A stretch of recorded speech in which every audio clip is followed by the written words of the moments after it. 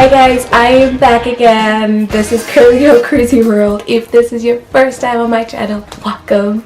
If you've been here before, thank you so much for coming back. I set a goal for myself in 2017 to read 13 books, which is crazy because I usually would read 1 or 2 books a year.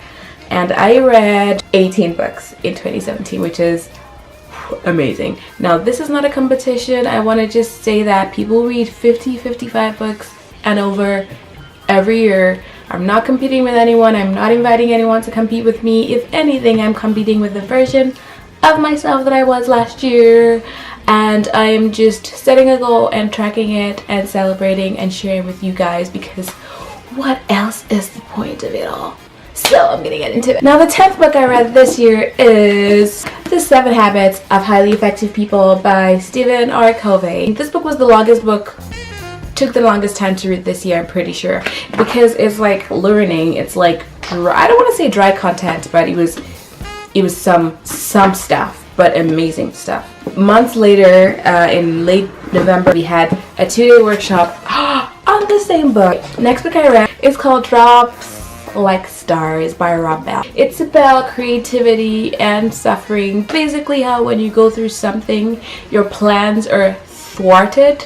Ooh, I think I said that right. You actually have to imagine and create a better way to live, and how suffering actually does good things for you. I also like the way he talked about the story of the prodigal son in this book. Very Good Lives by J.K. Rowling. She wrote the whole Harry Potter series. This book is a graduation commencement speech she gave at Harvard. So she says basically that we will all fail, but then it's important to be able to imagine a better life. Now, I've been learning so much about imagination, and I've been praying that I would be able to imagine, because imagination is so important, guys. Imagination is the reason why people stay where they are in relationships and in situations and in jobs that they hate, but they can't imagine a better life. Like, this works, and then they settle because they can't imagine anything better. This was an okay book, I would say. Redeeming Love by Francis Rivers. I read Francis Rivers a whole lot when I was in high school, so I assumed I had read this book, and so I picked it up again. No, I had never read this book. This book made me laugh, it made me cry, it made me sad, it made me happy, it made me hopeful, it made me angry. It took me through the whole emotional spectrum. It's so good. If you know the story of Hosea, the prophet that God told to marry a prostitute, and the prostitute kept on going back to her prostitution, but he loved her anyway. That's as much as I'll say. It's way more interesting than that. If you're looking for a book recommendation, this is like one of the best books ever.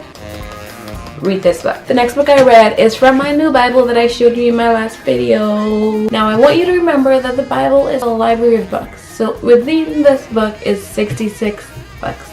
So I read one of those 66 books. The book of Ecclesiastes. And now, if you're zoned out, you don't believe in God, you don't believe in the Bible, you don't believe in spirit, universe, hold on, hang on. This book is not about those things. This book is about life, and you and I are living this life. And so it just tells you about how there's a time for everything, and what's really, really important in life, and how youth is like smoke. It is this fast. And so it tells you what's really important and how everything is meaningless. Really get a sense of what the hell we're all doing here at the end of the day. We Should All Be Feminists by Chimamanda Ngozi Adichie. This book is the book is in the title. I wanted to read this book the moment I knew it existed. I didn't know it was this tiny. It's based on a TED Talk that she gave. It's just saying it's not about the big words. It's not about the our camp and your camp. It's about equal rights for humans, and women are humans. Women really are going through very interesting things in the world, like degrading things.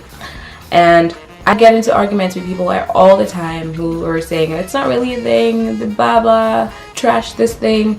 Read this book. Pick this book up. One of the next books I read is by Chimamanda Ngozi Adichie again.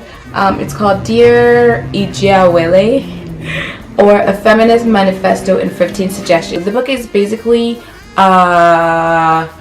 replied to her friend, I believe that was her friend, saying, who asked her the question, how do I teach feminism to my daughter? I loved reading this book because it put me in that mummy mode. I'm obviously not a mother, but it put me in the mode that, you know, I would be having babies someday and I would have to like pass on knowledge to them, and so it put me in the place of actually thinking about all those things and all those issues and asking the question to myself what I would want to pass on to my children someday.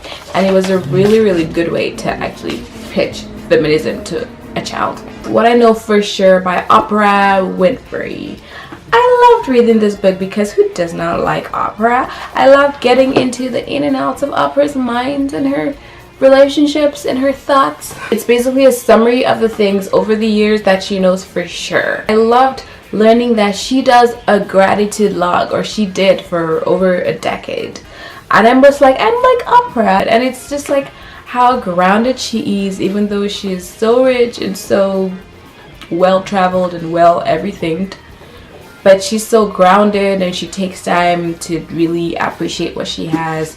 It was amazing to gain some wisdom from Oprah. The last book I read from start to finish is called Love Does by Bob Gove. My sister recommended this book to me to read, and it's such a good book. Bob is basically, he gives a story in every chapter that starts with, I used to think blah blah blah, but now I know. And so, you know, it's that teachability of life, how life teaches you. It's basically saying that love doesn't just say it will do. Love doesn't just make grandiose promises, but it actually does. It actually puts itself out there. It actually is action. It's not just words and thoughts. It's going out there and doing things. It's amazing. It's a book that I want to read again. It's one of those kind of books. Just so sweet and amazing.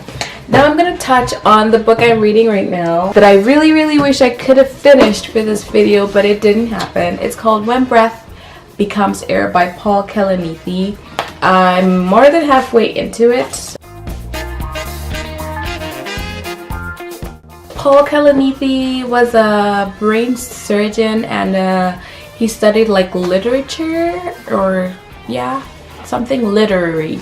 So he's a great writer, and this book is really teaching me to appreciate my brain and all its complexities and the fact that it works, because just one tiny part of your brain being amiss turns you into a different person entirely, believe me or not.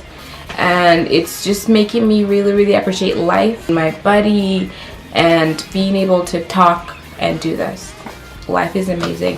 And so this is what I'm reading right now, The Misadventures of Awkward Black Girl by Issa Rae. You might know Issa Rae from YouTube, you might know her from Insecure. I heard this should be a good book. I tried to get into it on one of my flights. I didn't really get that much into it, obviously, so I will try to get back into it. The next book that I started this year but didn't finish is called Never Eat Alone by Keith Ferrazzi. I started this book like a couple years ago, and then I restarted it this year, and I still didn't go that far. And so I know this is a great book because it talks about networks and about people and about never eating alone. I know I need to get into this. The last book that I tried to read is called You Are a Badass by Jen Sincero. How to Stop Doubting Your Greatness and Start Living an Awesome Life. I saw this book like a couple, say 2 years ago, and I just didn't relate to the title. Not because I'm the most confident person in the whole wide world, and so I didn't get it there. I saw it again, I picked it up, and I started reading it. I forced myself. I read it that deep, so I was really trying to get into it, but I was not relating to the words in the book either, and so I would not be finishing this book. And so those are the books I read in 2017. Happy New Year! Give me a thumbs up if you liked anything I said today. If you want to comment below what book I should read in 2018, I would love a recommendation. Thank you so much for watching, keeping me accountable whether you knew it or not. The thing I learned from all this is the more you read, the more you read. Not rocket science. Literally, I had read 9 books by September when I filmed the first video, and I read another 9 between then and now. The more you read, the more you read. That's all I'm gonna say. Subscribe to my channel for more. I'm talking about hair and books and life and just keeping it funky around here. So thank you for being here. I will see you in my next video.